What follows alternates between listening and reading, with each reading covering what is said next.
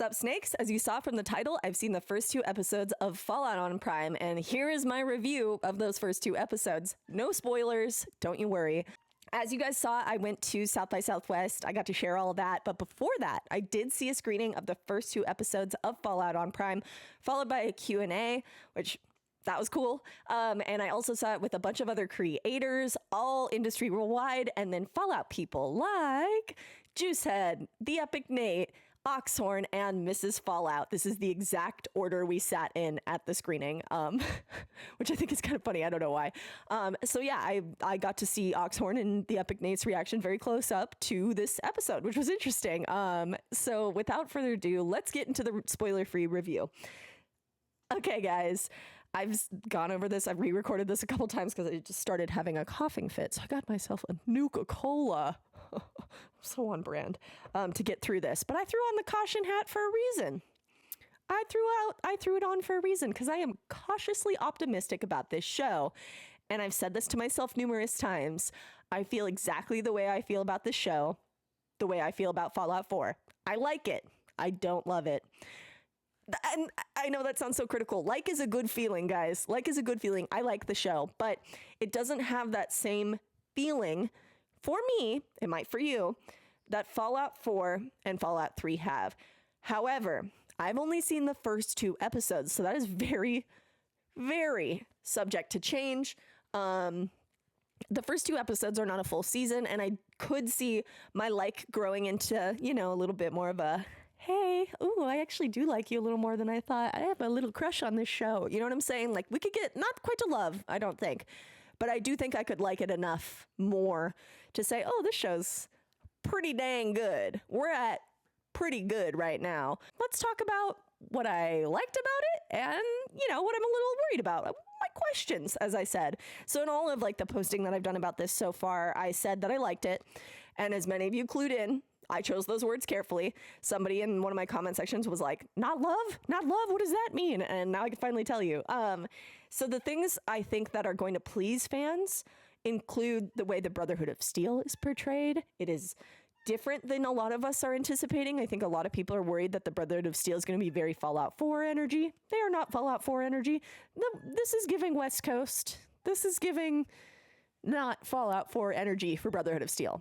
I can promise you that. I don't think you will be disappointed if you are worried about it.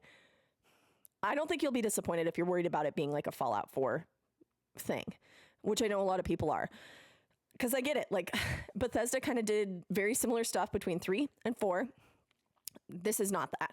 This is not that. It is very, very clear that someone on the writing team has played all of the games. And I said that in my initial impressions, not my review, but my initial impressions. I said, it is going to please fans of all of the games.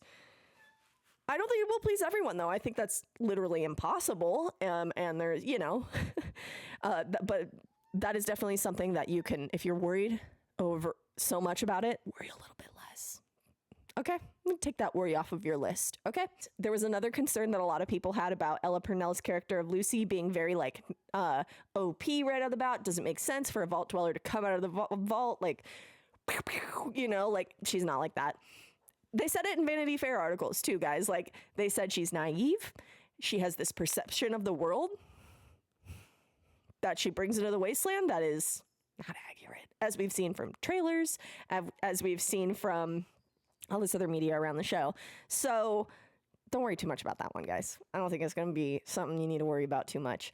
I think she probably was going to level up, as it were, to become a little bit more adept. But she's definitely, as they said in all these articles that came out, even before I saw the preview, she is naive. And I think it was in the trailer. They even called her naive, something like that. So yeah, that's accurate. The art style is very Fallout 4. That's a concern a lot of people have. It's very Fallout 4. I think it has to be to keep with continuity with like the most recent games. 4 and 76 share a very similar style. And I think that's maintained with the Fallout show. I think it makes sense because it's not that they only looked at Fallout 4 for inspiration for the show's writing. They looked at Fallout 4 for the inspiration for the design, if that makes sense. So if you're looking at this and going, it's going to be Fallout 4 because it looks like Fallout 4, it does look like Fallout 4. However, the vibe is not just Fallout 4. Not just, because there is elements in there, but not just. Also, I know a lot of the actors are like, I haven't played the games. They're reading scripts, guys. They're memorizing scripts. They don't need to play the games. As much as I would want all of the actors to be like, I love the games, I'm the hugest fan ever, blah, blah, blah. That actually that might be something they don't necessarily want for the actors in the show to be super fans, like, because we're annoying. Here I sit being annoying, so, yeah, I'm going to say it. They played all the games. I'm pretty sure, at least the main numbered games. And it shows. So don't worry too much about that. However, the art style, it's Fallout 4. It's a Fallout 4 art style. As we've seen in every single promotional material we've seen for the show, the vibe is Fallout 4. It looks like it. It is what it is, guys. That's the most recent game. Of course, you're going to make it look like that. It's just like if you were to watch Shrek from whatever 2000 or 1999 versus like the millionth installment they've had of Shrek. If they're going to make another Shrek, they're not going to be like, let's go back to the graphics from the late 90s, early 2000s, let's go back. Why not? It's been, 24 years. Let's go back to that. No, it's the same kind of thing. You're not going to change the art style back to an older thing. You're going to want to match what's most recent. And that's what they've done. Yep. Sorry if that is something that's upsetting for you. I was a little bummed, but I get it. You know what I mean? The story, I'm not going to give you details on the story. I can't do that yet, but I have questions. I definitely have questions for the story. I definitely have questions for where it fits in with the universe fully. I'm not saying it's like breaking anything, not that I've seen, but I am curious about it in that way. That's about all I could say about that. I'm curious. Yeah. The overall like flow of the story is interesting. It definitely felt, I'm trying to say this properly. It felt very like, this is what Fallout is. Here you go. Like, and we'll learn more later on. That's kind of the vibe I got. Something I really liked. There's so many Easter eggs. If you're a Fallout fan, you're going to love watching the show just to collect the millions of Easter eggs in the show. There's so much stuff that is in the show that is like, oh my gosh, like it was very funny watching it in this theater with, what's funny because all the Fallout people sat in the front and then behind us were like other random industry people, other creators, reviewers, press, whatever. And the Fallout 5, as I'm going to call us, sat in closer to the front. And we had reactions to different things. I don't know how to explain it. Like the people behind us were reacting to stuff where we were like, what's that? Is that a reference to something? Should I know that as a Fallout fan? And then there was stuff that we were reacting to that no one behind us was reacting to. So it'll be really interesting to see how this is received by a wider audience. Like I think Fallout fans are going to find a lot of Easter eggs, a lot of references, a lot of different little sprinkles in there that are really going to please them. And then the general audience is going to have references to other stuff too that maybe I don't know about because I'm not like up on what Westerns do and up on whatever, So that was really interesting. That was interesting. Another big one, guys. It's gory. There is gore in this show. This show is gory. I mean, it's not like Walking Dead gory. It's not like The Last of Us gory, but there's gore in this show, guys. It is not a watch with your 12-year-old kind of show. It is an 8. I would be an adult. 16. I don't know. Whatever the rating is, do the rating. But if you're a fan and you have kids, there's gore. There's other stuff too. I don't know. I can't say it on this platform. There's gore. That said, there's in-game mechanics too. There's very like ragdoll-y mechanics that are in the show. It's kind of funny. People get launched like they do in the games, which I think is interesting to see how it's going to play out because it adds to a campy quality that's in the show. So I'm curious to see more of that. Like it's campy because they're adding these in-game mechanics, which is funny. But I am curious to see how that continues on through the series because I think it could be like, okay, that's a little weird. But yeah, there is gore. There is also there is that, which is in Fallout. Obviously, we have Nova and Megaton. We have just a ton of people that you can, in New Vegas, and in Fallout 4, you literally can with almost all of your companions. And it seems like every night. And I don't know what you're doing with the mutt fruit or mute fruit with McCready. So that's in the show too. So I enjoyed those elements. I thought they were funny. There is some stuff that I was like, I'm uncomfortable watching this, which I can get more into detail when I give you like my actual full like episodic breakdowns after they're out, with spoilers, obviously spoiler alerts and all that kind of stuff.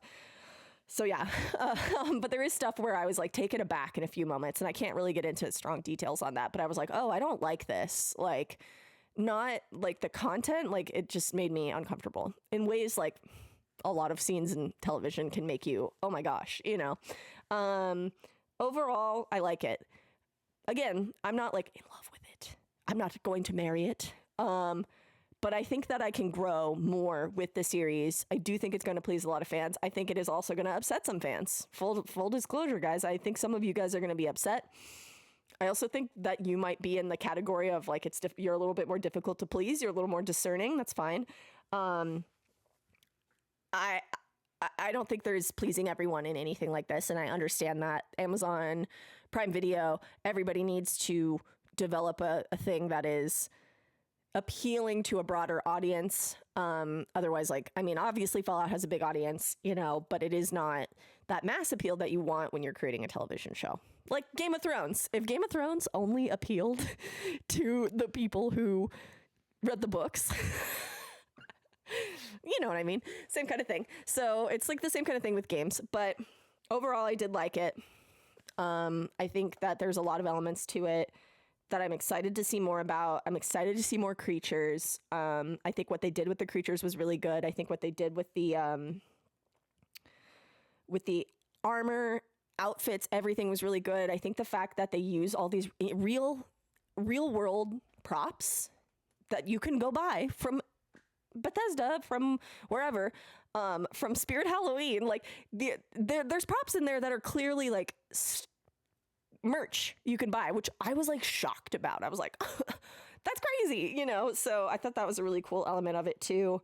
I think it's going to please a lot of fans. I don't think it's going to please every fan. I think if fans are going to be, you guys know how you are. That's how you're going to be. But overall, I liked it. I am eager to see more. I have questions. I have things I didn't like. I have things I really liked. I have relationships between characters that I really liked seeing develop. I have questions. I am left with only seeing 2 episodes kind of leaves you, puts you in a difficult position to give like a full-blown review, because there are a lot of questions. And I think my formed opinion, my final opinion is only going to be able to be formed obviously after I've seen all of them. And I think that's going to be the same for everybody. But from what I've seen, I like it. I am worried about a few things, but I think you will like it. I think. But if you're a fan who's in my comments, come here. If you're a fan who's in my comments, who's like, nothing can please me, this is it, Bethesda's, we're cooked. Guys, just try and enjoy it. Just try and watch it. Take a deep breath. It's a show. It can't be a game. It's impossible for a show to be a game. Just try and enjoy it. Okay?